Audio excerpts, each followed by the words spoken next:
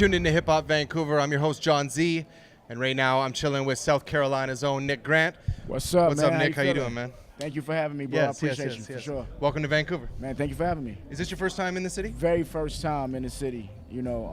Great energy, man. First time performing out here, being out here. Just the energy of the city feels amazing. So, I lost my voice. I had to match, reciprocate their energy. So, cool. I'm normally like a cool guy. So to get out there and lose my voice is like, it shows you how much fun. And this is just the start of the tour. This is just the start. This is the first day. We got stage divers. Everything but the titties coming up. But okay. It's good. That's the It's problem coming, with real yeah. hip hop. Not enough titties. That's the problem with real hip hop. Exactly. That's okay. So coming from South Carolina and look at Canadians through that southern perspective, I'm curious, what's your impression of Vancouver or Canadians in general?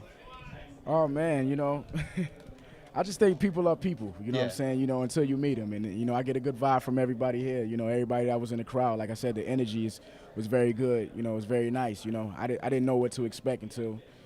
Like normally when you meet somebody, you don't know what to expect until you meet them. So, cool. Yeah, I got a good impression though. So, yeah. Have you ever heard of any hip hop coming from the city before? Drake. Yeah, that's the guy, right? I mean, everybody knows For sure, he happens to be 7 provinces or 6 provinces away, but that's okay. Tory Lanez, it takes a minute, but Yeah, cool. When it pops up, you see it, you get it, you hear it. Well, I got a gift for you. Oh man. Yeah, here's some music from our city. Nice. This is the CD by a rapper named Matt Brevner. Oh, that's dope. So we wanted to give you that as a gift from Hip Hop Vancouver, Oh, man, so that thank you you. have a sound and a realization of the kind of music that's coming from our I city. see Project Pat and King Louie on here, so Yeah. that's dope. Yeah, dope. Project Pat is on 2 records.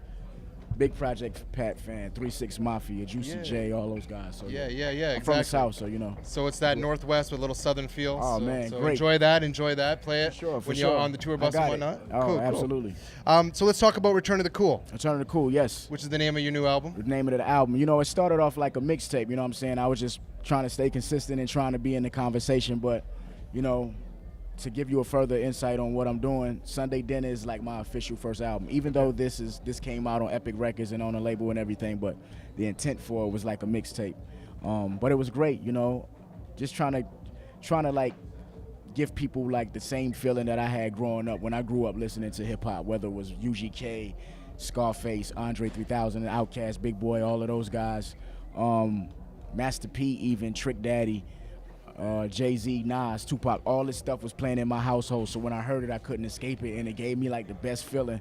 These guys were like painting pictures with their words. So to look into that, and kind of relate to it, that's what I wanted this body of work, Return of the Cool, to give the people once I put it out. So Yeah, and then that title implies that the cool kind of got up and left us for a minute. Absolutely. With everybody sounding the same when you turn on the radio. Don't get me wrong, I love everything and I love everybody what they do. I'm not the guy that necessarily criticizes hip hop all the time. I have certain stuff that I don't like, but it's something for everybody. But Yeah. When did it disappear exactly?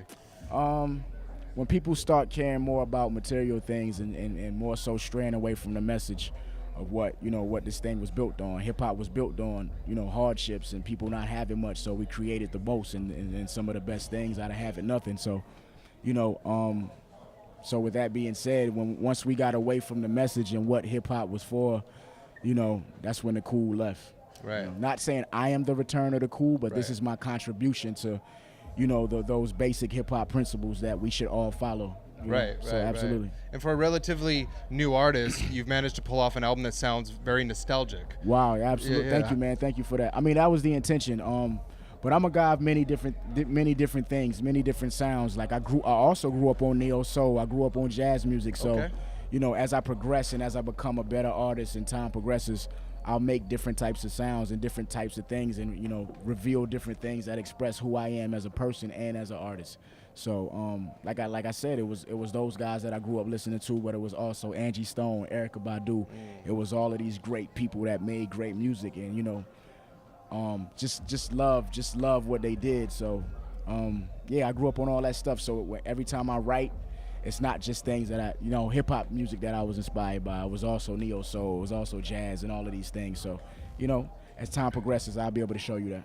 Yeah, and I mean, not only does the album have witty, intelligent lyrics, but it has melodic soul samples, it has sure, funky for sure, for breaks. sure. It really is new music with a classic feel. I was very impressed when I gave it a ran through. Thank So, you, man. Thank you, absolutely. man. Have you heard 88, the first project I put out before this haven't, one? no. Oh, go listen to that. Yeah. Straight hip hop. Word. I will. Straight hip hop. So it's a journey, man. 88 was like showing people, just being in my hip hop box, things that I loved, and Return of the Cool was showing people that I can make music universally and kind of compete with some of the guys like on a more mainstream level, so to speak. The next album, which is titled Sunday Dinner, is way more personal. Mm-hmm. What a family vibe that right away. Absolutely. Nostalgic again.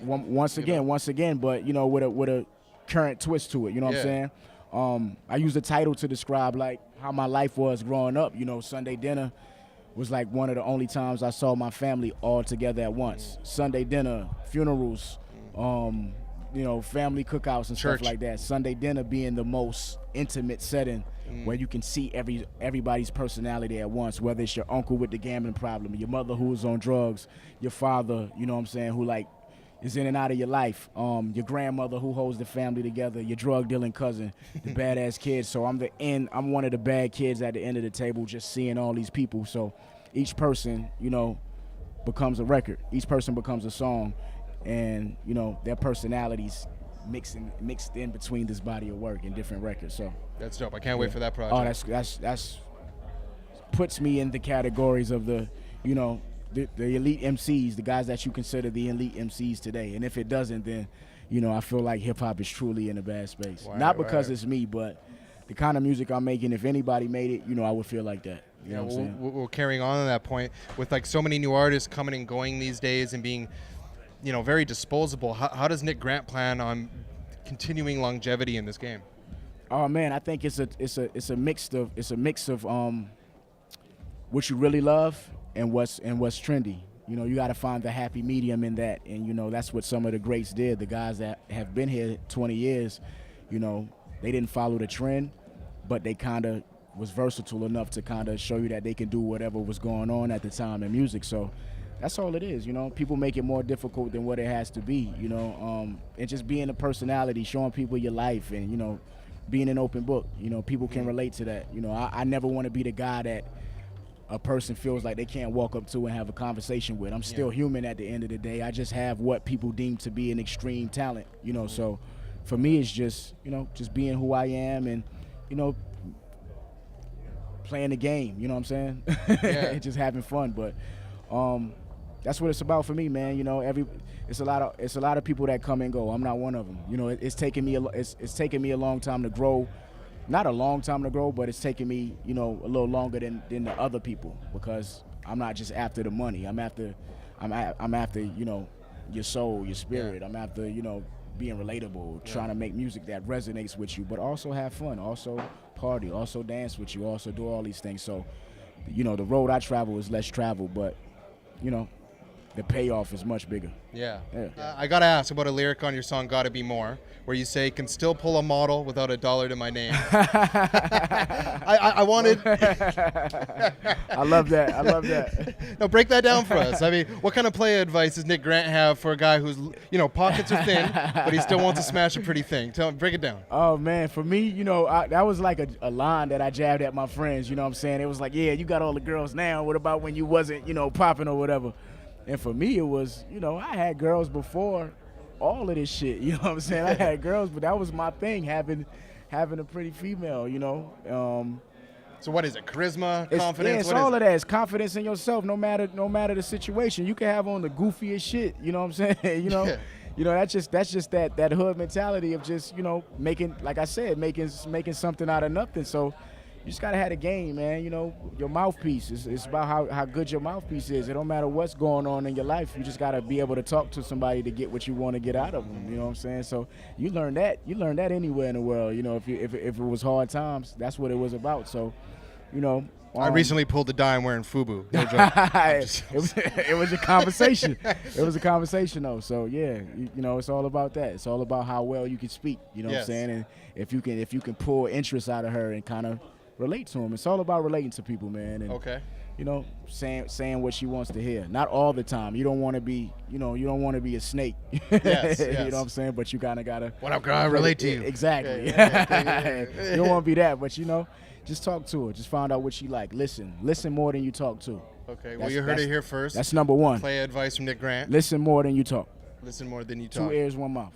All right, word. So in closing, tell me about your purpose when creating music. I mean, for instance, why does Nick Grant decide to put himself in the public eye as a rapper instead of working at a desk job or doing a trade or a more mainstream job that might be considered more low-key? Right. Why music? Why rap for you? Trust me, that's like more my personality, being low-key and being in the cut and being in the corner.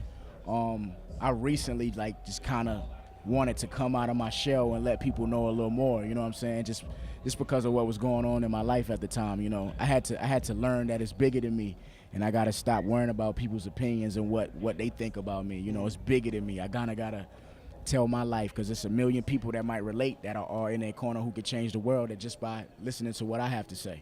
Right. You know what I'm saying? So it's just me coming out of my shell. But did it start with like a seed planted in your community? Like what a lot of people wouldn't make that leap to doing that, because it's like Right. you really have to have a lot of confidence to be putting yourself out there like Absolutely. I just come from very confident people, very strong-minded people. My grandfather who raised me, my grandmother, who would raise me 5 days a week. I would go to my grandfather's house on the weekend, and get very strong lessons. They were born, in 1919. My grandmother 1919, my grandfather 1920 something. So just imagine, just sitting with them and having a conversation at 9 years old.